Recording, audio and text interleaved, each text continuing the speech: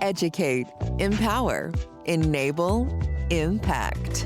Thank you for tuning in to That Will Never Work podcast, where we share inspiring information and personal experiences related to business and the entrepreneurial journey from those who are leaders in their respective field. Now, here's your host, author and business coach, Maurice.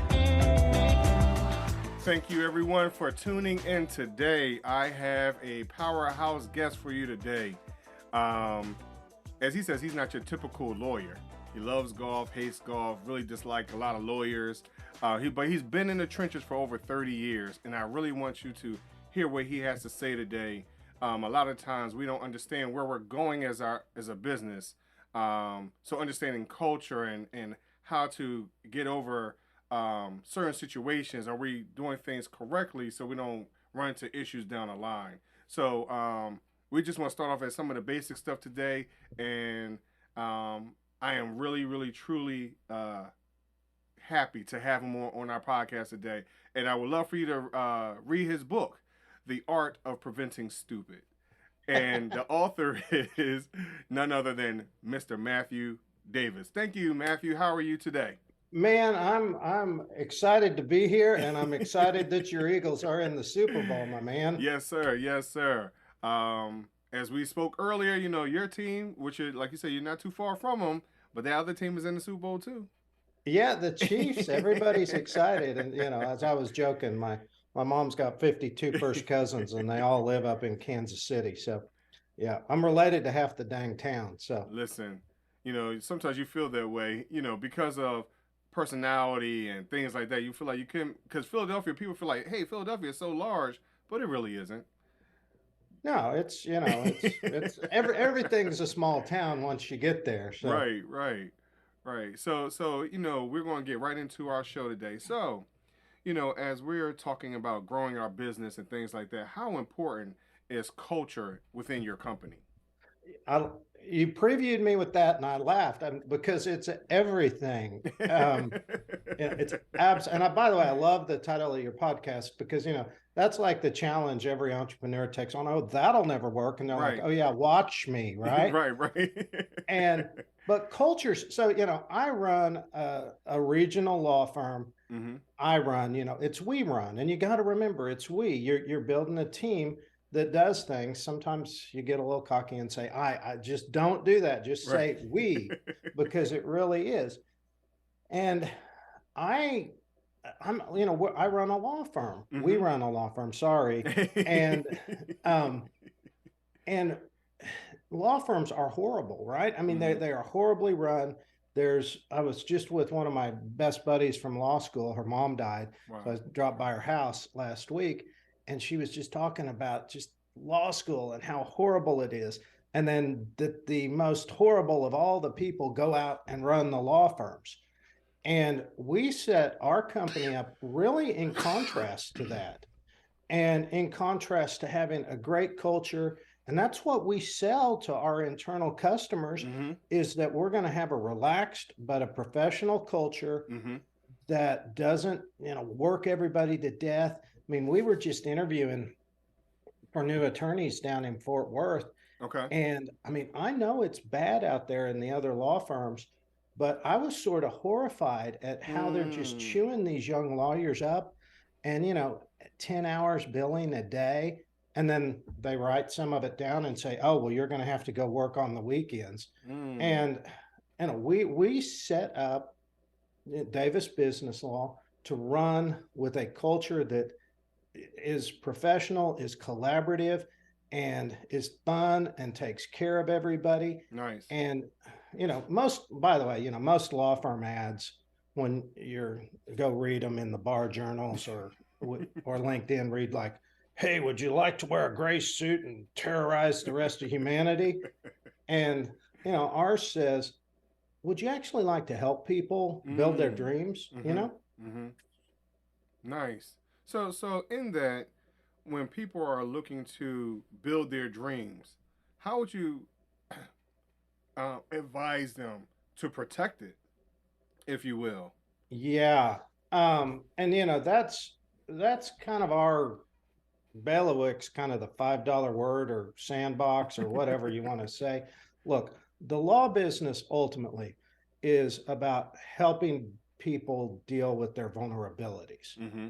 Okay. It took me 20 years in the law business to figure that out. But you're right. That's what people come to us for. They come to us for protection, either with their opportunities or they've got a problem. So, that's an active case, right? Right, right. And, um, I always say that those are really symptoms of an internal weakness or a mistake you made in your case. And I wrote the book, The Art of Preventing Stupid, with that provocative title to irritate and maybe amuse a little bit entrepreneurs because, you're a business coach. They all think they're 13 feet tall and bulletproof, right? Right. But the thing is, the really great ones learn what Jim Collins called proactive or productive paranoia. Mm-hmm. Okay. Mm-hmm. And the book, The Art of Preventing Stupid, teaches them a method of brainstorming what can go wrong. Okay. Right. You're familiar with SWOT analysis. Yes. Let's put an X up and strengths, weaknesses, opportunities, threats. Yes. Well, those are crap questions. Mm. They're crap questions because you just go, for example, okay, what are our weaknesses? And then you kind of sit there and pick your nose and are going, oh yeah, well, maybe, or what are our threats? Well, let's ask this. What are the threats that could hit the management? Okay, that just starting there, that's a better question. It's a more incisive question. Mm-hmm. What are the threats that can hit my employees? Or how are my employees a threat to the business? Right? Wow. And so what we do is we look at 7 business systems, first of all. Okay. And you've got, the management, you've got the employees, you've got the production, how you're doing the work, right? You got your facilities or your plant, whatever you want to call it. You got your metrics, what are you measuring? And you got your marketing. Okay. And you got sales. And marketing and sales are not the same thing. No, they're not. Slap you upside the head and go, and people put them together and they're like, they're the same. No, they're not. Right. And it drives me bonkers. Okay, so start with that because that's going to give you some structure in how you brainstorm what can go wrong. Because again, the people that get ahead and ask the smart questions about what can go wrong are the ones that, as we say, let's deal with your vulnerabilities so you can capitalize on your opportunities, right? Right. Okay, now I want to add one more layer. Okay. 3 parts. All of your threats come from 3 sources. Okay, one is catastrophes. And catastrophes you could call bad luck or, disasters or outside influence. It's the sucker punches you get in life and in your business life that, frankly, most of them are kind of predictable. Okay. That's why I called it preventing stupid. It's like, come on, I mean, I sat down a few years ago with the president of a $250 million a year company, friend of mine, and said, hey, listen, we don't have anybody in place to be successor to you. What are we going to do? And so we went out, we hired 2 C-suite executives, 2 great senior vice presidents. And guess what happened? Then he had the bandwidth to go capitalize on his opportunities and bought one of his main competitors. Okay. Now I started with just catastrophes, but I want to also talk about the 2 other sources of your threats. One is your own dang ignorance. Right. Yes. And, business is a succession of learning skill sets, right? And it's a succession of mastering this, mastering that, but you got to identify what you don't know. You have to identify the hills of knowledge, the learning curves that you need to climb. Right. And a lot of people aren't honest about that with themselves. They're not. And, going to Harvey McKay, who wrote, what was it? Swim with the Sharks Without Getting Eaten Alive. His great line is, I can't believe how stupid I was 2 weeks ago. Right. And, this guy was hugely successful in business. And I think if you want to be successful, you need to be humble enough to go, I don't know how to do that. And then you got to go learn how to do it. And or get Maurice Chisholm to teach you, right? Right. Most definitely. Yeah. Okay. So that's the second thing. And now the third thing is ineptitude, which is when you're slacking off. Okay. And that means when you know what you're supposed to be doing. So this will be more common in mature businesses that have figured out what they're supposed to be doing to be successful in their market. You go, okay, where am I slacking off? And I'm pointing right now, I've got my leads and conversion report from yesterday, right? And our click-through rate out of Dallas is about a third of what every place else is. And I'm going, oh, now I've had that go haywire before. Last year in Tulsa, our website landing page completely crashed. Wow. We didn't get any business out of Tulsa that month. I was like, what the world? Right. But you know what? I learned how to keep track of that. Okay. And so, now if I don't go check on what's going on with Dallas, go, get into the Google and figure out, then I'm being a slacker. Right. So anyway, now what I want, so the question, sorry to carry on so much. I get enthusiastic about this, is take, and this is all on our website, davisbusinesslaw.com, over in the resources tab. And it even goes deeper than this business immune system report. That's what this is. We're going to ask 21 questions. What catastrophes can hit the management? What is the management ignorant about? What's the management slacking off about? Where are they not being disciplined, right? And then we're going to do the same thing for employees. We're going to do the same thing about your plant. And all of a sudden, if you're honest with yourself and you dig deep and you use your brain, you're going to have a list of vulnerabilities you need to deal with. And then you get off your duff and you go deal with them. You will hope so. Yeah, you would hope so. And guess what? The companies that do that, they stay out of trouble. They stay, because you're either dealing with a problem or an opportunity. Can I get an amen? Amen. Right. Yeah. I mean, I think what happens in some of that, when you see your vulnerabilities, there's a level of fear.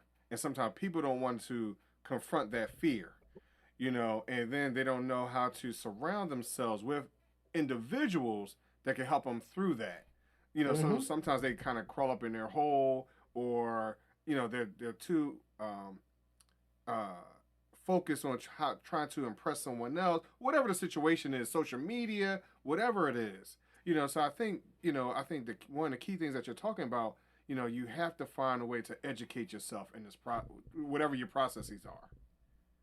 Yeah, absolutely. And by the way, if you're just going to live in fear and not deal with your vulnerabilities, just go get a job, quit being an entrepreneur. Okay. I'm just that's your responsibility. I mean, your responsibility, it's, by the way, is, to predict the future, to be able to deal with the future. And you're exactly right. Your responsibility is also to learn. I'm 54. I remember having to go look up books with the Dewey Decimal System and some stupid little card catalog. And, we don't do that anymore. You need an answer. You just hit the keyboard, and the resources are all right there at your fingertips. Most definitely. So one quick last question. What should business owners look for in a lawyer? Humility. Okay. Somebody who is humble, who is responsive, and frankly, who is organized. Because lots of lawyers will take on too much work, and even if they mean well and want to take great care of their clients, if they just get too much work and get too stressed out, I mean, They drive me crazy, these lawyers, and I don't practice law very much anymore. I've got a couple cases open, and and I have one big client that I work for. Mm-hmm. But just if they're not returning your calls, and one of our core values is constant contact, because we understand how important that is. Mm-hmm. And communication is just so critical, and right. That's the main thing I look for, because if they're not getting with you, it's just a signal that they got too much going on and they're distracted. Wow. Well, Matthew, thank you very much for your interview today. I thank you for all your nuggets today. Would you like to share with our listeners where they can reach out to you if they have a question or follow you? Any information?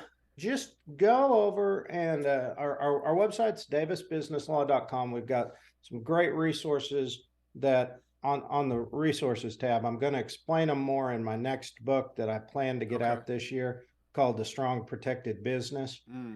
And I'm not doing a lot of posting or whatnot anymore. I got out of the habit because I had a big problem happen in that one of our clients hired me we used to have 3 branches, and then they gave me 45 branches. Wow. Which, by the way, we got because I was dealing with the vulnerability of taking care of a big client, and went down, met with them. And the senior vice president was like, wow, dang, this boy is taking care of us. Okay. We got the opportunity. Right. Nice. Now, where can they find your book, though? Amazon. Yeah, just pop over to Amazon. Okay. All right, cool. So thank you very much for coming on, Matthew. So I asked one question of all my guests. Ooh. Is my would you rather question. Would you rather choose 3 doors or a fork in the road? That's not even fair, Maurice.